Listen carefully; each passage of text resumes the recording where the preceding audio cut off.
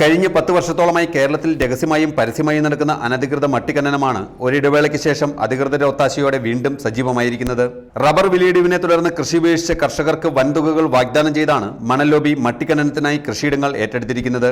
കോതമംഗലം താലൂക്കിലെ കോട്ടപ്പടി, കല്ലുമല, ചേറങ്ങനാൽ, ചീനിക്കുഴി, പ്ലാമുടി, ഉപ്പുകണ്ടം എന്നിവിടങ്ങളിൽ ഏക്കർ കണക്കിന് സ്ഥലത്താണ് വ്യാപകമായി മട്ടിഖനനം നടക്കുന്നത്.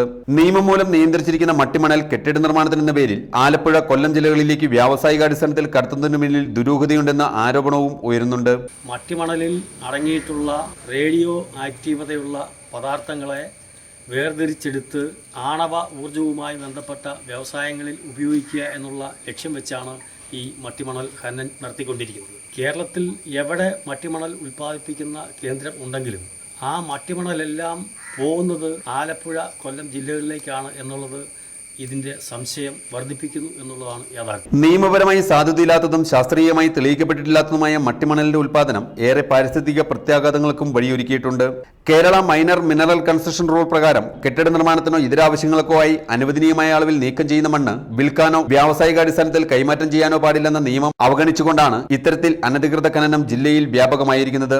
വിവിധ സർക്കാർ വകുപ്പുകൾ തെറ്റിദ്ധരിപ്പിച്ച് അനധികൃത മട്ടിഖനനത്തിന് അവസരമൊരുക്കുന്ന ഉദ്യോഗ രാഷ്ട്രീയ മണൽ ലോബി കൂട്ടുകെട്ട് വരും ദിനങ്ങളിൽ ഒരു പ്രദേശത്ത് തന്നെ ദുരിതത്തിലാഴ്ത്തിയേക്കാം. സിജോ വർഗീസ്, ജീവൻ ന്യൂസ്, കോതമംഗലം.